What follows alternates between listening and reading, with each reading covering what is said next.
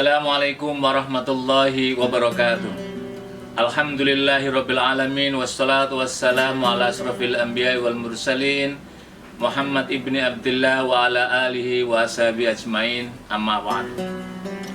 Para viewers sekalian yang dirahmati Allah Subhanahu wa taala, alhamdulillah senantiasa kita memanjatkan bersyukur kepada Allah Subhanahu wa taala. Kendatipun saat ini kita sedang dan masih di dalam ujian yang amat sangat dahsyat, yaitu wabah COVID-19 yang luar biasa hingga hari ini. Dan kita telah memasuki hingga saat ini adalah sudah pada bulan yang ke-6. Ini adalah luar biasa. Ada orang yang hampir berputus asa dan bahkan mungkin mencelah Allah Subhanahu wa taala karena mungkin dia akan menganggap mengapa Allah memberikan ujian yang semacam ini. Tapi para pemirsa sekalian, tahukah bahwa saudara-saudara sekalian dirahmati Allah Subhanahu wa taala, Nabi SAW memberikan kabar gembira kepada kita semuanya. Karena itulah judul kita hari ini adalah bersabar dan berbahagia di tengah pandemi. Nabi SAW mengatakan begini, sungguh sangat mengagumkan kehidupan orang yang beriman. Tidak ada yang sia-sia, tidak ada yang tidak bermakna, tidak ada yang merugi. Mengapa demikian? Karena bagi orang yang beriman, ketika Allah memberikan anugerah kebaikan-kebaikan, maka orang tersebut syakara. Ia bersyukur kepada Allah Subhanahu wa taala. Kesyukurannya itu dapat mengantarkan kualitas keimanan dan kebaikan-kebaikan pada dia. Subhanallah. Mungkin kita mendapatkan kebaikan, dapat rezeki, mungkin nominalnya di mata orang lain tidak seberapa, tapi kemudian kita mengatakan alhamdulillahirabbil alamin. Betapa banyak kita seringkali menerima nominal, mohon maaf, misalkan menerima gaji 2 juta, 3 juta, 4 juta, 5 juta, 6 juta, bahkan lebih dari itu, yang seringkali tidak pernah terbersih di dalam ucapan kita membaca hamdalah. Bandingkan dengan misalkan ketika kita sedang berada di pinggir jalan, trotoar, atau dimanapun, kemudian ada orang yang sedang meminta atau sedang berjualan, kemudian kita membeli, padahal kita membeli tadi mungkin 5.000, dia dapat untung mungkin 1.000 atau bahkan 500 rupiah, tapi apa yang dia ucapkan? Alhamdulillah nak, terima kasih, mudah-mudahan Allah panjangkan umur, berikan kesehatan. Maka orang yang semacam inilah yang kata Allah syakara, dengan kesyukurannya itulah maka Allah akan berikan kebaikan. Yang kedua adalah orang-orang beriman itu mengapa menakjubkan, mengagumkan kehidupan dia. Kalau ia diuji asobahu, dia diuji dengan satu musibah, maka kemudian yang dia ucapkan adalah sobaro, ia bersabar kepada Allah Subhanahu wa taala. Kesabarannya akan menguatkan keimanannya dan memupuk dan menambah kebaikan-kebaikannya.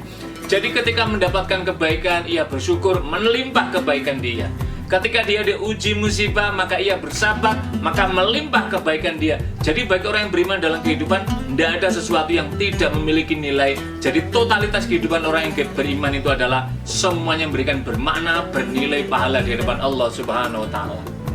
Tetapi kan kemudian seringkali dalam kehidupan saudara-saudaraku sekalian, dan saya juga termasuk, misalkan saat sekarang ini, ya Allah ini sudah 6 bulan, ya Allah ini kok berat sekali, kondisi kok sulit dan seterusnya. Lantas kemudian memunculkan sikap atau ucapan suudzon kepada Allah, berburuk sangka kepada Allah Subhanahu wa taala. Seharusnya yang harus dikedepankan adalah berhusnudzon kepada Allah Subhanahu wa taala. Kata Rasul sallallahu alaihi wasallam, ana inda dzanni abdi bi. Aku tergantung pada prasangka hamba. Begitupun saudara-saudaraku yang mungkin saat ini sedang diuji yang luar biasa kena COVID. Tidak ada penyakit di dunia ini yang paling mengerikan kecuali COVID. Mengapa mengerikannya? Karena ketika dia sakit, maka nggak boleh keluarganya, ibunya, suaminya, istrinya, ponakannya, saudaranya, tetangganya menunggui membesuk ke rumah sakit. Nggak ada, kecuali petugas medis, tenaga medis dengan pakai baju hazmat atau astronot itu yang informasinya 1 hari 3 kali pagi, siang, malam. Selain itu hidup sendiri bisa dibayangkan ya.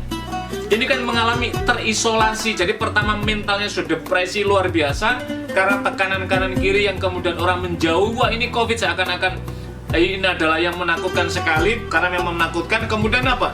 Tekanan mental dan ketika di rumah sakit semacam ini.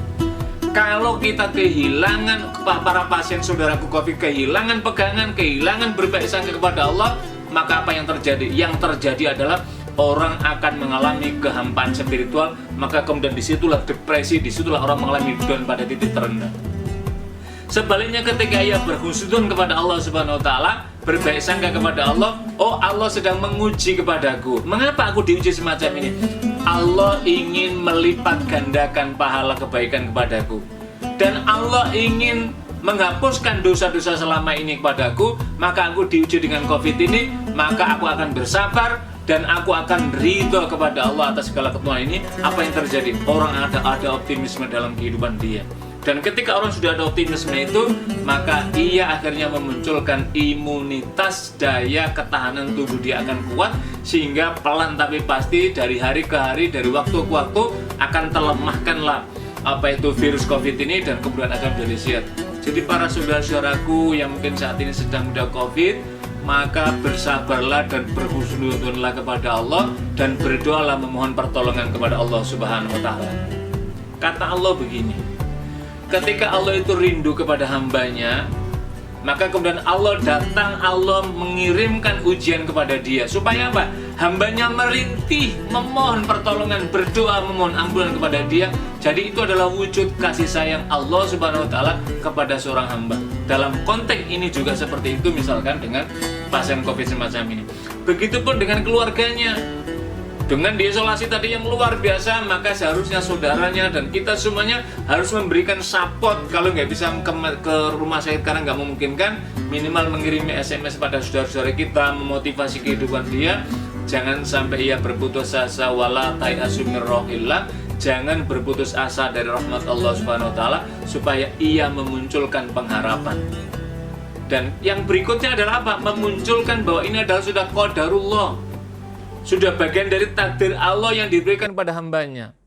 Karena itu hadis Nabi SAW mengatakan, siapa yang ridho dengan ketentuanku, maka keridhoanku akan menyertai dia. Maknanya, ketika kita ridho terhadap seluruh apa yang telah Allah tetapkan pada kita, maka keridhoan Allah akan menyertai dalam kehidupan kita.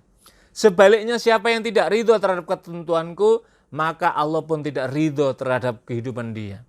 Lah inilah makanya mengapa hadis Nabi yang lainnya memberikan reward, memberikan balasan pahala yang luar biasa, derajat yang luar biasa kepada orang yang yang sedang sakit di musim wabah.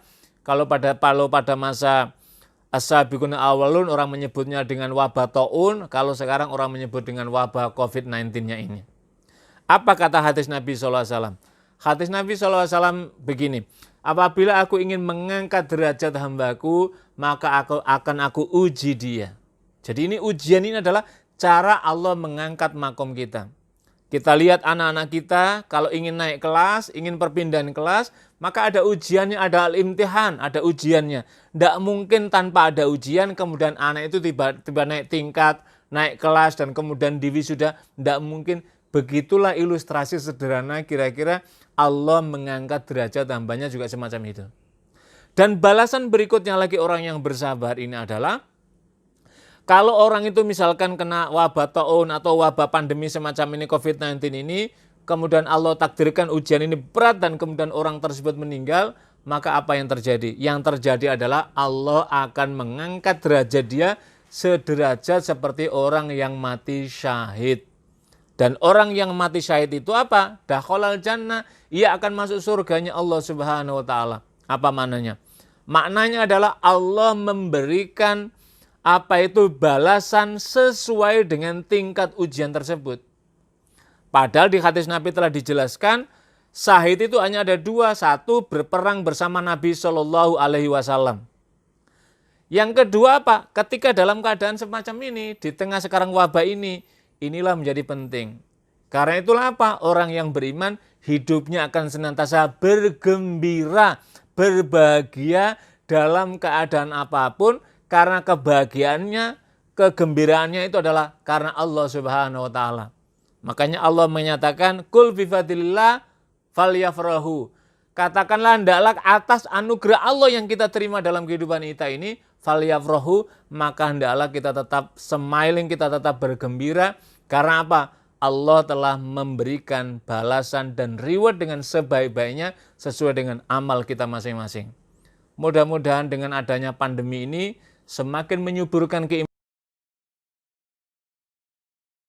memotivasi ibadah kita, menguatkan kesabaran kita, dan menggembirakan jiwa kita. Akhirnya keimanan kita menjadi lebih baik, dan inilah yang akan menjadi bekal untuk kehidupan yang datang. Dan sekaligus ketika saudara kita, tidak kita yang diuji, tapi saudara kita yang diuji kena COVID, maka kita punya tanggung jawab moral untuk terus menggembirakan mereka, membesarkan mereka. Itu juga bagian dari amal kebaikan kita di sisi Allah Subhanahu wa taala. Mudah-mudahan Allah lindungi kita sehat walafiat, dan saudara-saudara kita yang sedang sakit, Allah angkat rasa sakitnya dan Allah berikan kesembuhannya. Wabillahi taufiq wal hidayah. Assalamualaikum warahmatullahi wabarakatuh.